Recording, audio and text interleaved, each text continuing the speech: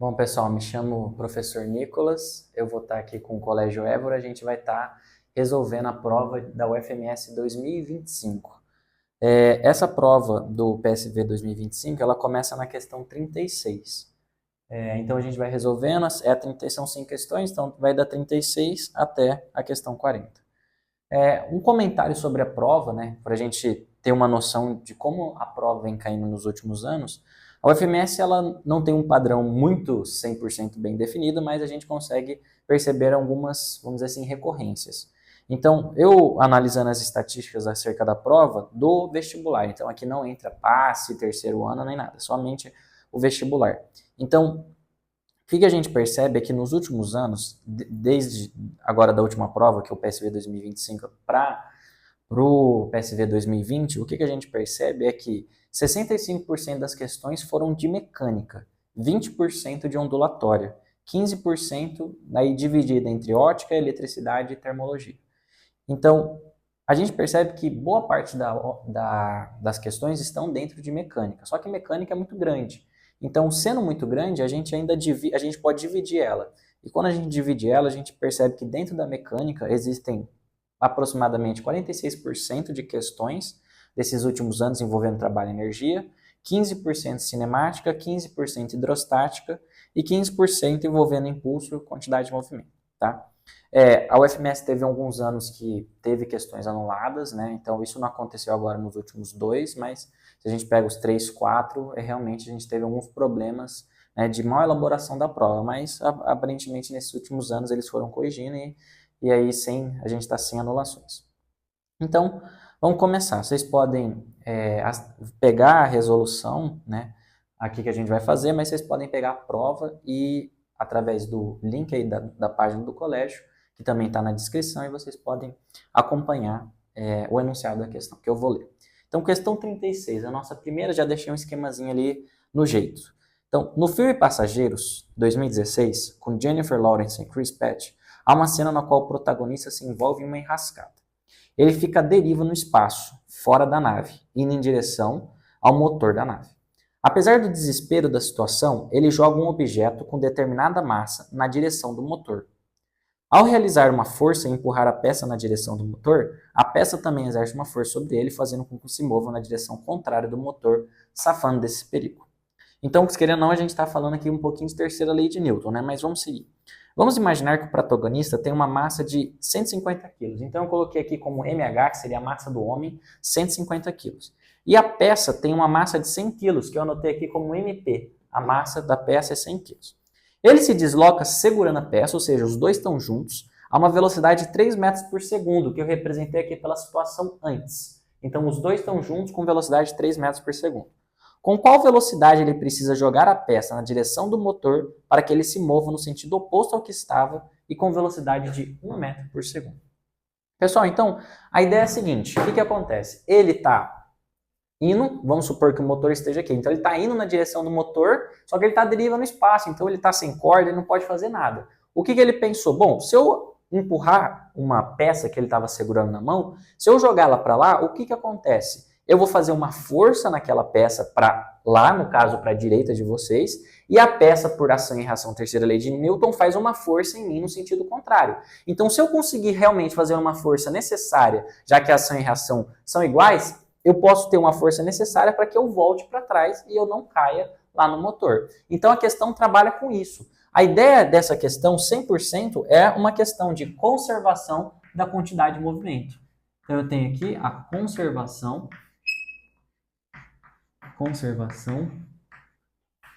da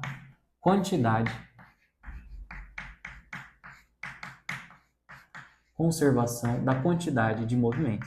Então, essa é a teoria por trás da questão, né, que em sistemas isolados, ou seja, sem ação de forças externas, a gente tem que a quantidade de movimento se conserva. Então, como esse sistema é isolado, não tem nenhuma força externa atuando, só existe a força entre o homem e a peça, a gente pode usar essa ideia de conservação da quantidade de movimento ou também momento linear. Então, o que eu vou falar? Eu vou falar que o Q inicial ele é igual ao Q final, certo? Quem que é a quantidade de movimento inicial? A quantidade de movimento inicial é a soma da massa dos dois juntos, porque os dois juntos estão andando. Então, algebricamente, a gente pode falar que isso é mh mais mp, certo? Ou seja, a soma da massa do homem mais a massa da peça vezes a velocidade, certo? Vezes a velocidade, eu vou colocar a velocidade inicial, certo? Primeiro eu vou começar algébrico, depois substituo os valores. E o que vai ser a quantidade de movimento final? Vai ser o homem, mh, vezes a velocidade do homem, mais m da peça, velocidade da peça. Ok, por que aqui está junto, por que aqui está separado? Aqui está junto porque o enunciado nos deixou claro que os dois estão juntos, ele está segurando a peça. Então, por isso que eles formam um corpo só, eu somo as massas. Agora, no segundo momento, os dois estão separados, então eu tenho quantidade de movimento individuais. A quantidade de movimento, lembra, se calcula como? Massa vezes velocidade. Então, eu tenho a massa do homem vezes a velocidade do homem, mais a massa da peça vezes a velocidade da peça. Vamos substituir valores? Se eu colocar aqui 150 mais 100, 150 mais 100 dá 250. Vezes a velocidade inicial deles, que o exercício deu pra gente, que é 3. Isso é igual a massa do homem, que vale 150, vezes a velocidade do homem, que vale 1 metro por segundo. Só que, pessoal, a gente tem que tomar um cuidado. Percebe que aqui a velocidade está para a direita? Se a velocidade aqui está para a direita, essa velocidade a gente vai considerar como, em geral, positiva. E aqui eu tenho uma velocidade no sentido contrário, 1 metro por segundo, então essa velocidade ela é negativa. Então eu apareço aqui com um sinal de menos. Por que esse menos? Porque esse cara está se movendo no sentido contrário. Beleza? Então, mais a massa da peça, que vale 100, vezes a velocidade da peça, que é justamente o que a gente quer achar, que eu vou chamar aqui de V. Certo? Então, querendo ou não, a gente tem uma equação do primeiro grau e resolver. Se a gente faz 3 vezes 250, isso vai dar 750. Certo? Esse menos 150 eu posso passar para o outro lado somando. Então, mais 150. Isso é igual a 100 vezes a velocidade V. Ok? 750 mais 150, isso vai dar 900. Então, eu tenho que 900 é igual a 100 vezes V. Bom, o enunciado quer justamente achar a velocidade com que ele quer lançar a peça. Bom, que fácil. Ficou só cortar 0. 0 com 0, 0 com 0. Portanto, a velocidade V, ela vale 9 metros por segundo. Essa é a nossa resposta. Isso dá a alternativa, se eu não me engano, letra E. Tem que verificar aqui. Vamos ver? Alternativa letra E. Então, letra E. Beleza? Essa é a primeira questão, envolvendo, então, um dos tópicos dentro da mecânica, que é impulso e quantidade de movimento. Ok? Então, vou apagar o quadro aqui para a gente ir para a próxima questão.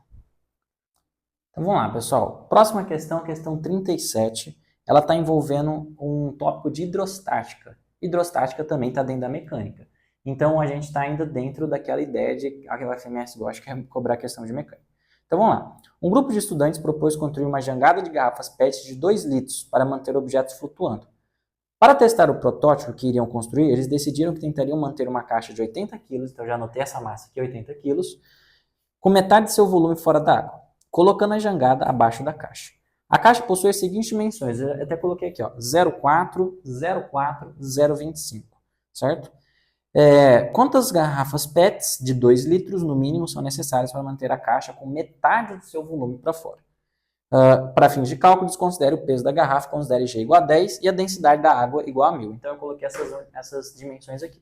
Pessoal, o que acontece? Esse cara está dentro da água.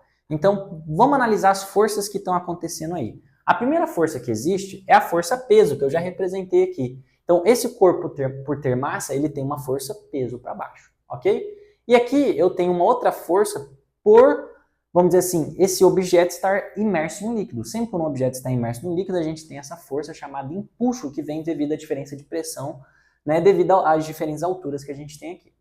Então, a gente sabe, o que a gente precisa saber para resolver essa questão é que existe uma força de impulso, existe um peso.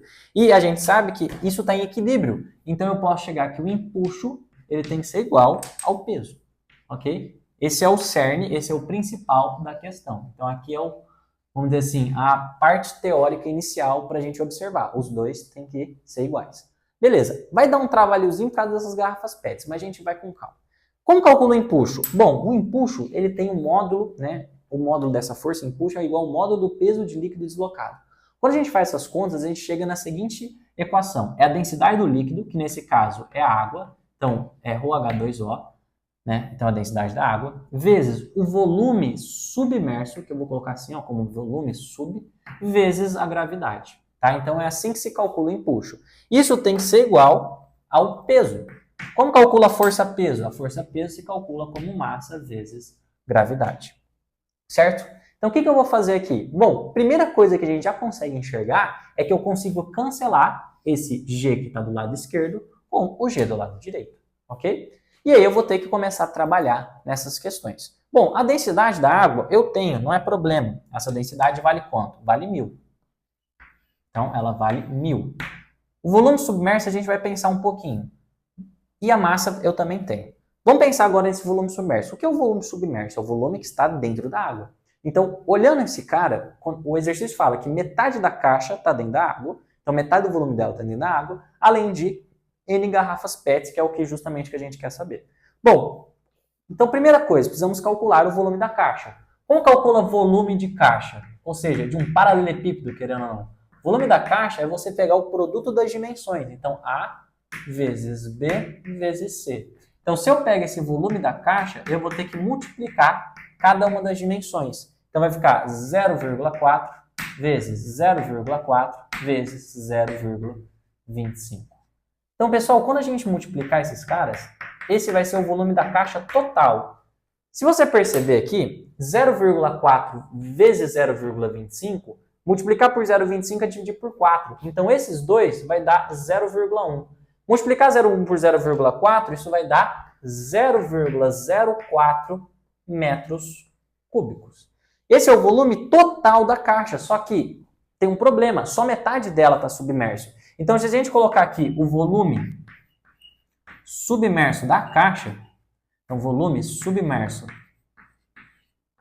da caixa, o que vai ser? Vai ser metade, certo? Vai ser metade disso. Então, esse volume vai ser 0,02 metros cúbicos, tá? Então, a gente tem essa relação aqui, que metade do volume da caixa está submerso. Então, 0,02. Só que é só a caixa?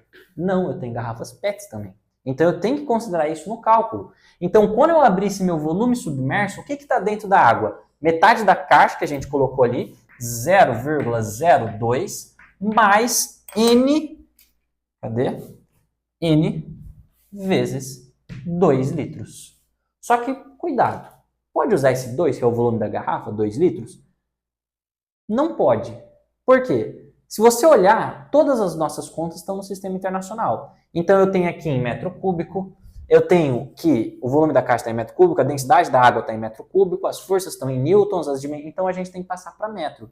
Então, a gente precisa lembrar, como que eu passo de litro para metro? Bom, a gente precisa lembrar a seguinte relação. 1 metro cúbico vale quanto? Vale 1000 litros. Então, se eu quiser passar de litro para metro cúbico, o que eu tenho que fazer? Eu tenho que dividir por 1000. Então, é isso que eu vou fazer aqui. Vou fazer uma correção nesse 2 litros, não pode litro, tem que ser metro cúbico. Então, vou dividir por 1000. Fecha parênteses, isso é igual a massa, que vale, tá aqui, 80. Ok? Posso cortar um zero do lado esquerdo com um zero do lado direito. E eu vou fazer esse 100 e vou distribuir aqui dentro, certo? Então, 100 vezes 0,02 vai dar 2. 100 com esse 1000 vai ficar assim, ó, 100 vezes 2n dividido por 1000. Isso é igual a 8. Perceba o seguinte, posso cortar 2 zeros, ok? Esse 2 com esse 10, a gente também pode dar uma simplificadinha. O que vai acontecer? Esse 2 vai ficar dividindo, vai dar 1, e esse 10 vai dar 5. Então vai ficar o seguinte, 2 mais n sobre 5, isso vai ser igual a quanto? Igual a 8. Passo 2 subtraindo. 8 menos 2, 6. Então, se a gente passar aqui para o cantinho, eu vou ficar com o seguinte, n sobre 5 é igual a 6. Então, o N é 30. Ou seja, quantas garrafas eu preciso? 30 garrafas PETs, esse é o valor do N. Se a gente for ver, isso aqui vai dar a alternativa letra C. Então, alternativa letra C. Então, são necessárias 30 garrafas para a gente fazer esse cara ficar submerso. Perceba que a gente não calculou o peso das garrafas porque o exercício desprezou. Mas seria isso, tá? Então, vamos para a próxima. Pessoal, então, questão 38, ela é uma questão mais teórica. Então, você consegue fugir das contas se você conseguir entender um pouco da ideia de potência. Então, vamos lá. O enunciado fala o seguinte. Cícero, toda manhã, fazia seu café fervendo água em uma velha chaleira de 500 watts. Então, ele deu pra gente aqui a potência de 500 watts. Beleza, de potência. Sempre atenado nas redes sociais, ele ouviu dizer que poderia economizar energia se trocasse sua chaleira de 110 por uma nova de 220. A informação dizia que se ele alimentasse uma chaleira de 220 volts com 110, a potência consumida pela chaleira seria menor. Sim, é verdade. Acreditando na informação, Cícero comprou uma nova chaleira de 220 volts, da mesma potência que sua antiga. Ao fazer seu café no dia seguinte, ele percebeu que a água demorava mais tempo para ferver. Então ele continua com uma chaleira de 500 watts. Só que agora, essa chaleira, ela deveria ser ligada no 220 volts. Só que ele não vai ligar no 220, que é o certo, ele vai ligar no 110 volts. Então aqui ele está fazendo uma ligação que não é a que vamos dizer assim, não é o que o fabricante queria que ele fizesse. A chaleira foi feita para fazer a 220 e ele vai lá e liga em 110. Então beleza. Ao fazer seu café no dia seguinte, ele percebeu que a água demorava mais tempo para ferver. Então, Cícero decidiu então medir quanto tempo era necessário para ferver 1 litro de água nas duas chaleiras e, a partir dessas medidas, estimar o consumo de energia. Considerando para fins de estimativa que o calor específico da água é 4.000 joules, a densidade é 1 kg, a temperatura é 25, qual foi o consumo de energia e quanto tempo foi gasto comparado à chaleira antiga? Pessoal, não é necessário fazer conta nisso aqui, porque ele dá um monte de coisa, não é necessário. Você pode fazer, você vai demorar uns 4, 5 minutos para fazer todas as contas e chegar no resultado. Mas o que a gente precisa perceber? Isso aqui é um clássico, tá? Sempre a gente, quando estuda elétrica, fala. Se você tem, por exemplo, a potência, ela é dada quando a gente está com uma tensão constante, o quadrado sobre R. Então, a potência, e essa é uma das equações da potência, ela depende de U ao quadrado, certo? O que acontece se você diminuir U pela metade? Então, eu vou lá e diminuo esse U pela metade. Então, eu vou fazer esse U diminuir. O que acontece? Eu diminuindo o U, eu também faço o quê? Diminuo a potência, certo? Eu diminuo a potência. Então, eu peguei esse U, que é a tensão, dividi por 2, a minha potência vai fazer o quê? Vai dividir por 2 também? Não, porque a tensão está ao quadrado. Então, o que acontece quando você liga de 220, que era para ser, em 110? Você está diminuindo a tensão em 2, de 220 dividido por 2, 110. Então, você diminui a tensão em 2, só que a sua potência, ela cai ao quadrado. Então, a potência, o que acontece com a potência? A potência, ela fica dividida por 1/4. Por que 1/4? Porque é o ao quadrado. Meio ao quadrado é 1/4, ou 0,5 ao quadrado é 0,25. Então, o que aconteceu com a minha potência? A minha potência, ela diminui 1/4. Ou seja, o meu aparelho de 500 watts, ele vai agora, em vez de ter 500 watts, ele vai ter 1/4 dessa potência. Então, ele está com uma potência mais fraca. Ou seja, o que vai acontecer? Se ele tem 4 vezes menor potência, ele vai precisar de 4 vezes mais tempo para fazer isso. Como que eu sei isso? Bom, eu posso usar aquela relação clássica da energia. Qual que é? Energia é potência vezes o tempo. Pessoal, o consumo de energia ele tem que ser constante. Por quê? Que energia é essa? Eu não preciso aquecer a água. Ou seja, ele falou lá, ele deu um contexto. Eu preciso aquecer, é a mesma história. Eu tenho que pegar a água e aquecer a tanto.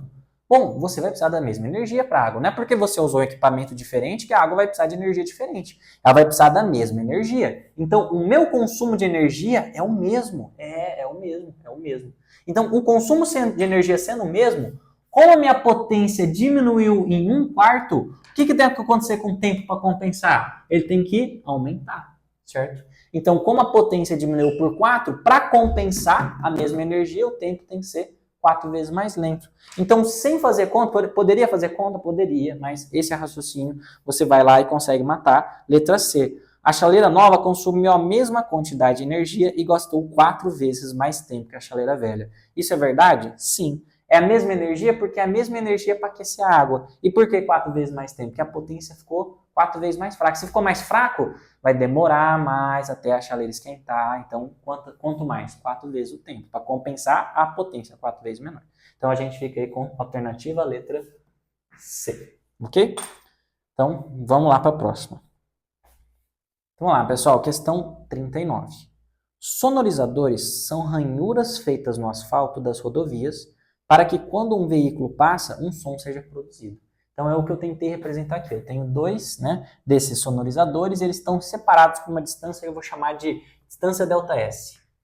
Ok?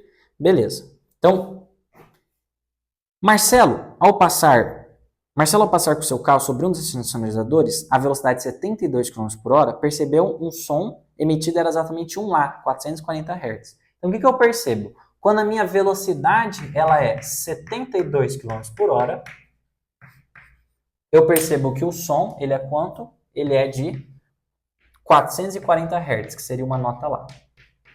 Ok? E o que ele pede? Ele percebeu que poderia tocar diferentes notas, variando a velocidade com que passava. Qual a velocidade para que o som emitido seja um Mi? Ou seja, eu quero saber qual a velocidade para que o som seja um Mi. E ele deu que o Mi vale 330 Hz. Pessoal, essa é uma questão que envolve ondulatória, certo? E um pouco também de cinemática. Então ela mistura, tem essa interface. Como que eu produzo esse som? Bom, para produzir esse som, o que acontece? O carro vai passar, ele vai bater nesse primeiro pneu e vai fazer um som, depois vai bater no pneu não, no sonorizador, vai bater o pneu no sonorizador, vai fazer um som, depois vai fazer outro som. Esses sons vão compondo uma onda mecânica que é o som. Beleza, o que eu faço aqui? Bom, eu tenho que trabalhar com a ideia de, primeiro, trabalhar com a ideia de frequência e trabalhar com essa ideia de o tempo com que ele passa aqui que está relacionado à velocidade. Bom, primeira coisa que eu quero fazer é o seguinte, eu posso km por hora? Não, porque geralmente a gente quer o sistema internacional. Então o que eu vou fazer com isso aqui? Eu vou dividir por 3,6 e eu vou chegar no clássico 20 metros por segundo, ok? Então a gente chegou nessa velocidade que é 20 metros por segundo. O que vai acontecer? Então eu vou passar por 2 sonorizadores, e aí ele passa com velocidade de 20. Vamos usar a relaçãozinha lá, aquela primeira relação, das primeiras que a gente aprende na física, que é a qual relação? V é ΔS sobre ΔT. A velocidade do cara é 20 km por hora. Isso é igual ao ΔS, que eu não sei quanto é, dividido pelo ΔT. Só que agora que vem a sacada da questão, que é a parte difícil. É você enxergar que esse tempo que ele demora é o período. Por quê? Você foi lá, bateu no sonorizador, depois bateu no sonorizador de novo. Então você está produzindo pulsos, né, nesse tal intervalo de tempo. Então, quando eu produzo esses pulsos nesse intervalo de tempo, eu tenho, na verdade, um período, que é o tempo de uma oscilação completa. Então, eu bato, a onda vai, depois eu vou lá e bato de novo. Então, eu dei outra onda. Então, aqui eu tenho, na verdade, uma coisa chamada período, que a gente geralmente representa por T maiúsculo. Só que lá da ondulatória, a gente sabe que o período ele é o inverso da frequência. O período é o inverso da frequência. Ou, se você quiser falar, a frequência é o inverso do período, já que um é o inverso do outro. Então, esse período aqui, o que eu vou fazer com ele? Vou aparecer o seguinte, 20 é igual a ΔS. O que é o período? O inverso do período é a frequência. Então, aparecer aqui com a frequência. E a gente vai trabalhar nisso. Quando é 20 km por hora, qual é a frequência? 440. Então vai ficar 20, que é igual a ΔS, vezes a frequência, que é 440. Posso cortar um zerinho, corta um zerinho, passo esse 44 dividindo, vai ficar que o ΔS é 2 dividido por 44. Se eu quiser simplificar por 2 em cima e embaixo, vai ficar 1 sobre 22 metros. Ok, beleza, calculei esse ΔS. O que eu vou fazer agora? Eu quero descobrir qual velocidade para 330 Hz. Então eu vou fazer a mesma história. O que eu vou fazer? A velocidade ela vai ser igual a ΔS dividido pelo período. Só que agora o período a gente vai pegar isso é o inverso da frequência. Então, ΔS vezes a frequência. Certo? Bom, vamos substituir os valores. Eu quero achar o V.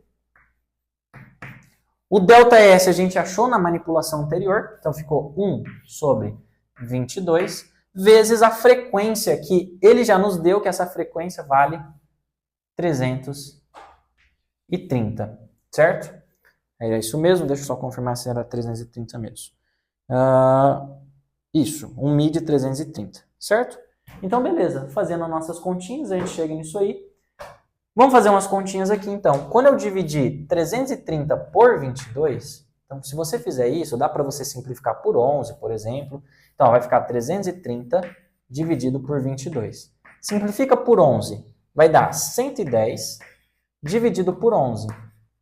Certo? Dividir, o que eu fiz aqui? Dividir por 11. Então, dividindo por 11, na verdade, 110 não, né? Desculpa. Ó, 330 dividindo por 11 vai dar 30. Então, eu que errei a conta aqui. Vamos lá, só corrigindo. Eu simplifiquei por 2 sem querer. Então, divide por 11 em cima e embaixo. Aqui vai ficar 30 e aqui vai ficar 2. Agora sim, né? 330 por 11 dá 30. 22 dividido por 11 dá 2. E 30 por 11 dá quanto? 30 dividido por 2 dá 15 metros por segundo.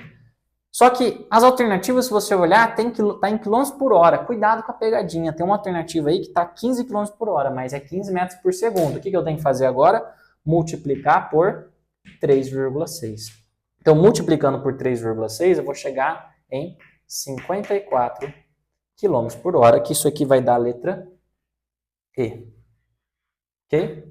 Então, essa questão aqui envolveu um pouco de cinemática e ondulatória, certo? Então, trabalhei com V ΔS sobre ΔT e trabalhei com a ideia que frequência e período são o inverso do outro. Então, essa aí foi a nossa questão 39. Pessoal, então vamos para a última questão do ano de 2025, que é a questão 40, né? Do PSV 2025 foi aplicado em 2024. Então, considere duas cargas elétricas, Q1 e Q2, ambas com massas M1 e M2 igual a 10 a menos 5. Então, eu tenho a mesma massa para os dois. Então, vamos anotar isso aí. Então, eles têm a mesma massa, então eu vou só colocar assim, ó, M igual a 10 a menos 5 kg. Ok. A carga Q1 foi colocada em um ponto próximo à superfície da Terra e a carga Q2 foi colocada em um ponto próximo à superfície de Marte. Nos pontos onde foram colocadas todas as cargas Q1 e Q2, existe um campo elétrico E uniforme, vertical e ascendente. Ou seja, ele aponta para cima. Então, tanto na Terra, eu vou desenhar aqui, ó, tanto na Terra quanto em Marte, o que a gente tem? Tanto na Terra quanto em Marte. Eu tenho um campo elétrico para cima, certo? Ele aponta aqui para cima. Então, eu tenho um campo elétrico ascendente.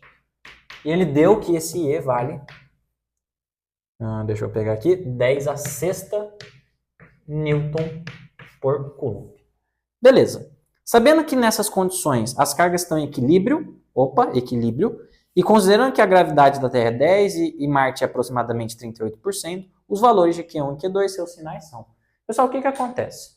Eu vou colocar uma carga aqui, vamos representar pela bolinha, um pontinho. Bom, essas cargas têm massa. Se elas têm massa, elas têm que tipo de força? Força-peso. Então, as duas têm a mesma força-peso, inclusive, né? Ou não? Não. Por quê? Eles têm a mesma massa. Mas o peso, como calcula o peso? Depende da gravidade. Beleza. E aí, o único jeito dessas partículas ficarem em equilíbrio é se existir uma força elétrica para cima. Então, existir uma força elétrica para cima. Certo? Então, o que eu tenho que fazer? Equilibrar esses caras. Então, a força elétrica vai ser igual ao peso. E aqui também, a força elétrica vai ser igual ao peso. Pessoal, o que eu vou fazer aqui? Tem que usar as equaçõezinhas. Então, como que eu calculo força elétrica tendo a carga e ela está imersa em um campo? Bom, para você fazer isso, você tem que pegar a carga, que eu vou chamar aqui de Q1, vezes o campo elétrico E. Tudo isso é igual ao peso. Como calculo o peso? Massa vezes gravidade, nesse caso da Terra. E aqui, mesma coisa. Aqui eu vou ficar com Q2 vezes o campo elétrico E. Isso vai ser igual a massa vezes a gravidade agora de Marte, ok?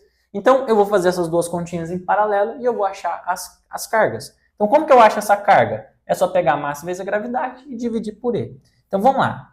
Então, Q1 vai ser igual ao quê? A massa vezes a gravidade da Terra dividido pelo campo elétrico. Então, se a gente pegar esse Q1, a massa dele vale quanto? 10 a menos 5. A gravidade da Terra, ele deu, vale 10. O E, ele deu, vale 10 a sexta. Se você pegar 10 com 10 a menos 5, isso dá 10 a menos 4, dividido por 10 a sexta. O que a gente tem aqui? Divisão de mesma base. O que a gente faz? Subtrai os expoentes. Menos 4 menos 6 dá menos 10. Então, isso aqui vai dar 1 vezes 10 a menos 10 coulombs. Ok? Essa vai ser o resultado da minha primeira carga. Qual o sinal dela? Importante. Ela tem um sinal positivo. Professor, por que positivo? Porque se a força elétrica aponta no mesmo sentido do campo, essa carga é positiva. Porque se fosse negativa, a força teria que estar contrária ao campo elétrico. Como ela está no mesmo sentido, a gente tem que ela é positiva. Ambas, inclusive. Ambas. Beleza, vamos fazer a segunda continha aqui. Então vai ser na mesma ideia. Quem que é o Q2? O Q2 vai ser massa vezes gravidade de Marte dividido pelo E. Então, o Q2 vai dar o quê? A massa, que é 10 a menos 5. A gravidade de Marte, cuidado, é 38% da gravidade da Terra, que é 10. Então, se você fizer 38 de 10, isso aqui vai dar 0,38 vezes 10. Então, isso aqui vai dar 3,8 metros por segundo ao quadrado, ok? Então, vamos deixar aí 3,8. Então, vai ficar a massa 3,8 dividido por 10 a sexta, que é o campo elétrico. Passa esse campo elétrico para lá, para cima, ou faz a divisão. Divisão de mesma base, menos 5 menos 6, menos 11. Então, o Q2, ele está dando 3,8 vezes 10 a menos 11 coulombs. Só que aqui está 10 a menos 10, então vamos deixar 10 a menos 10 também. Notação científica. O que eu vou fazer? Eu vou andar a vírgula para a esquerda e eu vou somar um no expoente. Então, o meu Q2 vale 0,38 vezes 10 a menos 10 coulombs. Então, esse é o sinal dessa carga e esse é o sinal dessa. Então, Q1 vale 1 vezes 10 a menos 10, Q2 vale 0,38 vezes 10 a menos 10. Se a gente pegar as alternativas, as duas são positivas, então essa aqui também é positiva. A gente vai chegar na letra E. Então, Q1 é 1 vezes 10 a menos 5, positiva. Q2 é 0,38 vezes 10 a menos 5, positiva. Então, a gente percebe isso. Essa questão aborda o que, então? Resumo geral. Tanto a ideia de mecânica aqui, de peso e força elétrica. Essa é uma questão clássica. A única coisa interessante é que ele mistura dois planetas e compara. Isso é legal. Mas são várias coisas básicas que a gente vai falando, né? Uma junção de coisas. Então, ó, sinal da carga para ver para onde está apontando a força, etc e tal. Então, essa foi a nossa prova aí da UFMS. Então, se a gente perceber uma questão de eletrostática, uma questão de cinemática com ondulatória, uma questão de energia e outras duas de mecânica, sendo uma de quantidade de movimento e a outra de garrafa PET. De garrafa PET, né, envolvendo hidrostática.